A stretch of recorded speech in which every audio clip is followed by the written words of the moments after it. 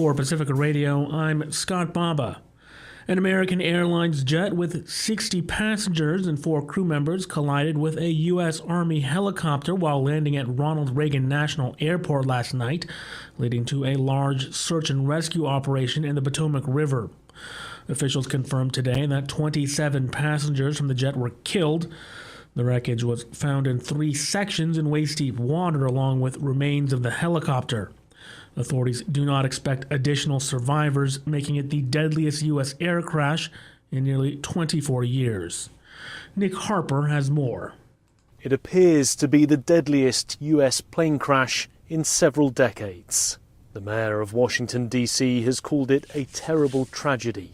Divers have now recovered one of the 2 black boxes, which should help to piece together the puzzle of what went wrong, as will the audio of the air traffic controllers speaking to the helicopter pilot moments before the crash, with the pilot acknowledging that they had seen the plane.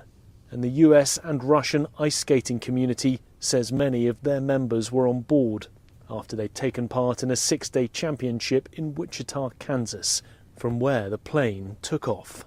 I'm Nick Harper in Washington. Militants in the Gaza Strip released 8 hostages today, handing them over to the Red Cross amid chaotic scenes as part of a swap that will see 110 Palestinians freed from Israeli prisons. A 20-year-old Israeli soldier was released first in Jabalia refugee camp, followed hours later by 2 more Israelis and 5 Thai farm workers in Khan Yunis. It was the 3rd such exchange since a ceasefire took effect earlier this month. The ceasefire aims to end the war in Gaza and facilitate the release of hostages held by Hamas, as well as Palestinians imprisoned by Israel. In recent days, hundreds of thousands of Palestinians have returned to northern Gaza, though many are finding their neighborhoods in ruins after more than 15 months of war. Meanwhile, a ban on the United Nations Agency for Palestinian Refugees, or UNRWA, took effect in Israel today, restricting the organization's ability to provide humanitarian aid in Gaza and the occupied West Bank. The law, passed in October, prohibits UNRWA from operating on Israeli land, including in occupied East Jerusalem, and bars contact with Israeli authorities.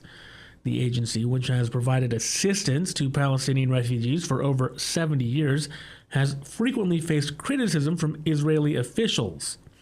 Israel has accused UNRWA employees of involvement in the October 7th attack, but has not presented evidence.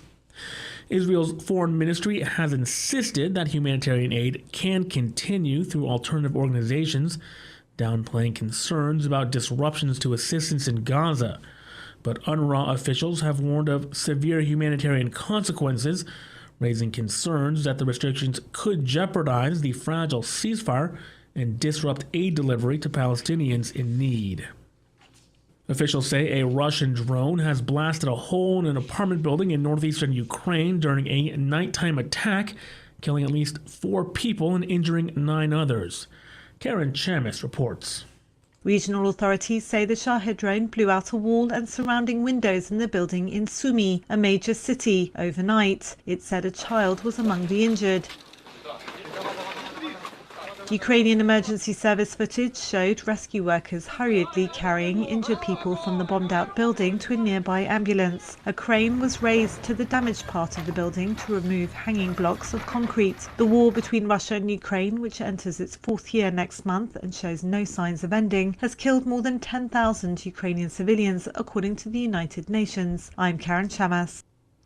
President Donald Trump signed the Laken-Riley Act into law yesterday, giving federal authorities more power to detain and deport undocumented immigrants accused of even small crimes.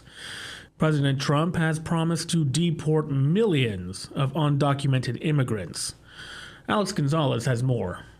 Trump says he plans to send up to 30,000 immigrants to Guantanamo Bay as part of his mass deportations. Secretary of Homeland Security Kristi Noem says they need places to hold the people they will detain. It's something that the White House is working on to use resources that we currently have there at Guantanamo Bay. So we'll go through the process. The worst of the worst is where that could be utilized. So that potential is there. We know we need the infrastructure. The White House also ended a Biden-era 18-month extension of temporary protected status for Venezuelans. The move revokes the work authorization for hundreds of thousands and makes them susceptible for deportation. I'm Alex Gonzalez for Pacifica Network and Public News Service.